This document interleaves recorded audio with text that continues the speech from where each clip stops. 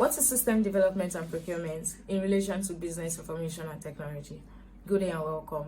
My name is Wangwe Tiluani and you're with me. My name is Ojo Esther Oluwashim. My name is Okudipe Alonde. My name is Okipo Emotionally Blessed. My name is Opalike Tochuko Victor. I'm here to talk about system development life cycle. What is system? System is the collection of elements or components that are organized for a common purpose. While system development is the process of designing, testing, and implementing a new software applications or programs.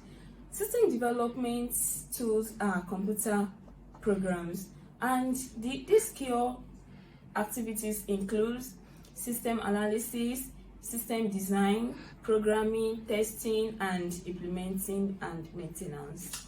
So when we talk about system development lifecycle itself, it is a project management tools that defines the stages involved in bringing a project from inception to completion. And all these stages or phases of system development lifecycle includes we have planning, analyzing, designing, development, testing, implementation, and maintenance. All these stages are stages are 7, and these stages are the stages for system development life cycle. Thank you. I'm talking of software development strategies. First off, what is a strategy? A strategy is a plan of action which is designed in order to achieve a long-term or overall aim. Yes, each and every organization has its own strategies and ways for it to accomplish its goals and objectives. What is software development strategy? A software development strategy, they are plan of actions which allows you to effectively set up your own do's and don'ts regarding the future application design, implementation, and how you go about the steps in order to achieve the software development projects. Yes, we have different types of software development projects such as the Agile, the Scrum, and the Waterfall. And each of them offers a unique set of processes aimed at organizing structure and also effective teamwork in the most effective manner. The Waterfall development strategy. Yes, the Waterfall is a linear software development strategy used in projects with cut and dry requirements, the documented project scope, and clearly defined software development. Yes, in this model, the teams launch each stage of the workflow after the previous one is completed.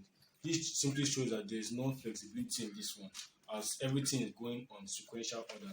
And there are different stages of this waterfall software development strategy. It's divided into 6. First is requirement gathering, second is software design, third is implementation, testing, deployment, and maintenance. Yes, all these 6 stages are important. The most vital one is the first one, requirement gathering. Yeah, this one, the customers and the developers will agree on what type of system development they are going to use. Waterfall is a more traditional and sequential type of model, and that is why it is regarded as the old method. This Scrum software development strategy allows project manager to get a handle on the process, spot complications, and overcome them easily. Basically, there are principles of it. First is the courage to cut through these difficulties, a more focused approach due to clearly defined sprints, and focus on personal and team commitment, and the last is openness to discuss and work on challenges. Yeah, these are the 3 major types of software development strategies: the Agile, the Scrum, and also the Waterfall. And we know that the Agile, we know it is as the flexible one. Waterfall, old and traditional, which is inflexible. That's why we have to develop the Agile one, because Agile brings about flexibility, which the Waterfall doesn't have. And also the Scrum. Scrum, we know that is a development strategy which allows the project manager to get a handle on the processes, to spot the complications and overcome them easily. Thank you. I'm here to talk about strategy selection. Here are some few factors to consider while selecting the best software for your business or organization. Number 1, scope of software. How many stakeholders might need to interact with this new software? If the number of users are minimal, and if the software deals with internal operations and procedure and also internal users, then a purchase point software will suffice. But if this new software deals with a wider range of user, multiple data, and external users, then a broader built software will be the best business decision. Number 2, need for customization and flexibility. If the problem you're trying to solve is an isolated one, then buying a software is a quick solution. But if you need a new software that can evolve over time, then a custom-made software is the best solution. Number 3, cost. You need to consider the company's budget or the organization's budget and the resources needed to acquire a new software or to build a new software. With these few points is going to help you make the best software strategy decision. Thank you. I'm going to be discussing build versus buy in software development under the topic system development and procurement. So before I continue, I want us to be familiar with the term building a software and buying a software. First of all, building a software requires some amount of engineering or development leaves to be deployed as an intended solution. A build solution allows a purchaser the flexibility to decide how that software will be utilized and facilitates customization to the need of a business.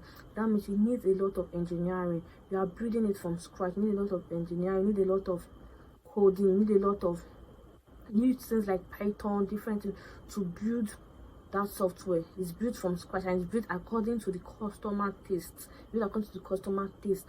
But buying software indicates a solution that is ready for use upon purchase of out of the box. A buy software is developed by a vendor to solve a defined problem and cater to an end user in the business. Buy solution requires no additional coding. It requires no additional coding because the vendor has already built it to solve a particular problem. Maybe the problem the vendor is solving is maybe problem of delivery, problem of different things. But yeah, it has already been built and it's for sale, it's up for sale. So that is buying software. So let's go to build versus buy. So what is build versus buy? Build versus buy is basically two overarching choices to decide between when selecting business solution software. You can decide to go for the build, you can decide to go for the buy. So a build software indicates the need for some amount of customization from a business ahead of deployment, while a buy software is ready out of the box to solve for a specified business issue. That is to say, when you make use of building, it can allow you to change some things. You can change some things in the future. Maybe you just created your brand and you just created a website and you notice that you need to change something. Maybe you need to add delivery to your website and all. You can just add it to it. Then buy, you cannot change anything in it because I've already bought it. Just like, let me say, Google business or Instagram. You just go there and create a page. You don't need anything. Just create a page, put some of your information, and boom, you have a website. But some website you need to build it. You need to build it. So whenever you want to add a new update to it, you can add to. Just take an instance of Jumia. When Jumia just came out, there were some features that were not on it, but now it's on it. Okay, let's even take note of our social media platform. Nowadays, updates will come out, like update your WhatsApp. New things are adding. They're just adding different because it was built from scratch. But you buying a website, it was not built from scratch. You are just buying it. You already know what you want to achieve. Maybe you just want to just be posting your picture. Let people know more about your brand. You can just go to Instagram, post your pictures, then people see your brand. But building it, you can add any new updates at any moment, at any time. So you also have factors you should consider when you want to have a software. You can decide to use the building, you can decide to use the buying. It's up to you. But I'm going to list 3 factors you need to consider. You need to consider your scope of software. You need to consider the amount of stakeholders, the amount of people that need your information, the amount of customers you need, the amount of users that need your information. Secondly, you need to know your need for customization and flexibility. Like I said, when you build, you can customize later, you can update, you can change things. But when you buy a software, you don't really have that space for customization. So you can decide on that, whether if you want to change it later, you can go for the building. If you don't want to change it, you're just fine by anything now, you can change. But remember, change is constant. Then the last one is cost. You need to consider your costs. You need to consider how much is your budget. You need to consider what resources do you have available to adopt that software. How much time can you devote in developing?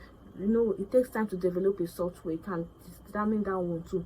But I hope with this point you have been able to understand whether you should build or buy a software. It's up to you. Thank you. I'll be talking about human elements. Yes, due to advancement in technology, people tend to neglect the fact that human element is important to business operation. Technology can never be more advanced than it is today, but still never underestimate the power and importance of human elements. Technology today can never be in operation without human buying, employees buying, creativity, innovations, and hard work.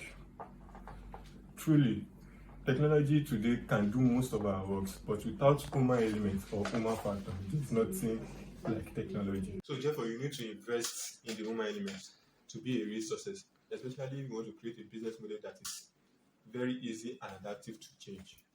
In addition, the human element gives a personal touch and feel, making everyone feel relatable and accessible. Therefore, I will be telling you the most important reason why human elements is an essential factor for business success. Number one, for developing a person-to-person relationship with the customers. Number two, it makes it relatable. Number three, it is easily accessible. Number four, it creates a consistent and distinct voice. Thank you. Thank you for listening to us.